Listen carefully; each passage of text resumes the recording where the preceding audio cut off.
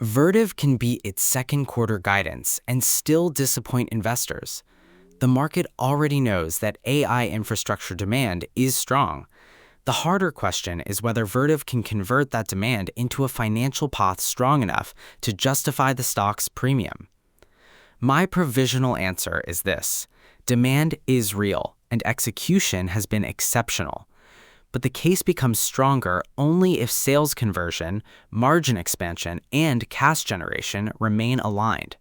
The hardest part of that test may not be Q2, it may be the second half. Vertiv, ticker VRT, supplies power, cooling, integrated infrastructure, and services for data centers. That makes it a direct beneficiary of the AI buildout. It also means Vertiv must manufacture, install, and service increasingly complex systems at scale. Orders can arrive before revenue. Revenue can grow before cash. Those timing gaps are what this earnings report must resolve. Start with management's guidance. Vertiv expects second quarter sales to be between $3.25 and $3.45 billion.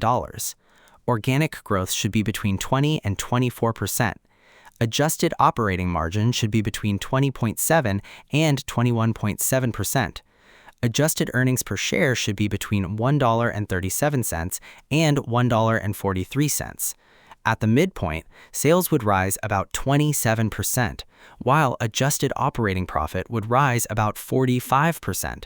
So, a simple revenue beat will not answer the investment question. If operating leverage remains intact, profit should continue growing faster than sales.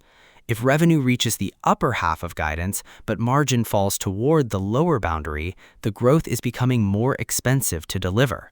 That would not make the quarter bad, it would make the quality of the beat weaker. The full year guidance reveals the harder requirement. Its midpoint calls for about $13.75 billion of sales and $3.2 billion of adjusted operating profit. Subtract Q1 results and the midpoint of Q2 guidance.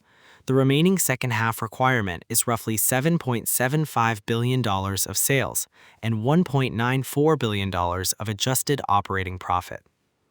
That implies an adjusted operating margin of approximately 25% in the second half. This is my calculation from management's midpoints, not a number directly forecast by Vertiv. But it changes the interpretation of Q2. The Q2 margin midpoint is only 21.2%. Therefore, the full year target requires meaningful margin acceleration later in the year. The real test is whether management can preserve a credible path towards roughly 25%. That requires volume leverage, productivity, favorable price cost, and enough capacity to deliver without creating new inefficiencies. The bull case has evidence behind it. In Q1, sales rose 30% and organic sales roughly 23%. Adjusted operating margin reached 20.8%, up 430 basis points. The Americas business produced 44% organic growth. Management attributed the margin improvement to volume, productivity, and favorable price cost, even after tariff pressure. Vertiv is also expanding manufacturing, laboratories, services, and engineering capacity. If the Q2 call confirms that these investments are increasing throughput without weakening pricing discipline, the second half margin target becomes more believable. But margin is only one side of the test. The other is cash. Vertiv reported $653 million of adjusted free cash flow in Q1. The company described conversion as greater than 140%. That is an excellent headline. The filing shows why it needs interpretation. Operating cash flow benefited from roughly $651 million of additional deferred revenue. Inventory consumed about $384 million of cash.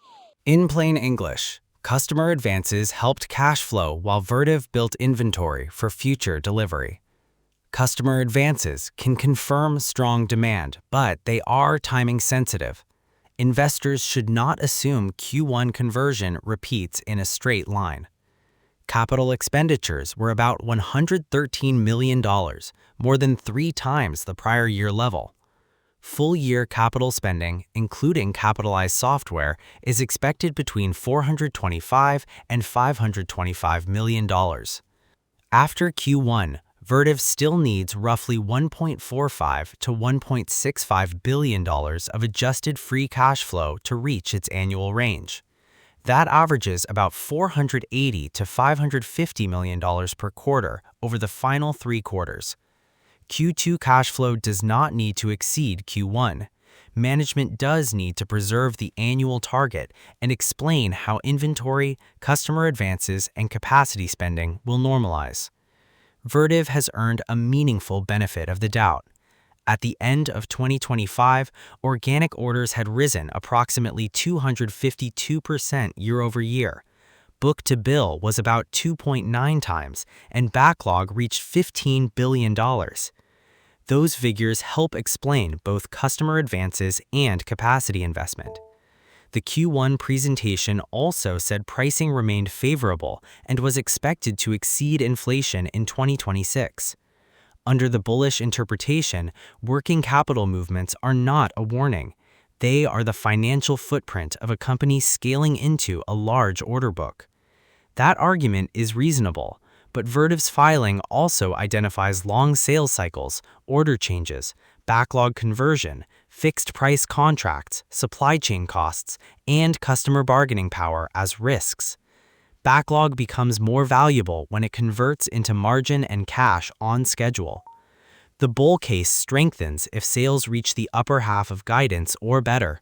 Organic growth remains around the guided range, and adjusted operating margin holds near 21% or above. More importantly, management must maintain or raise the full-year margin and free cash flow ranges while explaining the second-half acceleration. Order commentary should show that demand remains broad rather than depending on one project, customer, or region. The base case is a revenue and earnings beat, with margin near the lower half of guidance and annual targets unchanged. That would confirm demand, but it would not fully prove that the current premium is protected. The business could remain attractive while the stock becomes vulnerable to an expectations reset. The bear case is not simply a revenue miss. The more serious warning would be strong sales combined with weaker margin, slower cash conversion, heavier working capital needs, or reduced confidence in the annual outlook. That would suggest Vertiv is benefiting from AI demand while capturing less incremental economic value from each new dollar of growth. The pre-earnings verdict is straightforward. Do not judge Vertiv only by whether revenue or earnings beat consensus. Judge whether Q2 preserves the path towards approximately 25% second-half operating margin and between $2.1 and $2.3 billion of adjusted annual free cash flow. If both paths remain credible, the premium has fundamental support.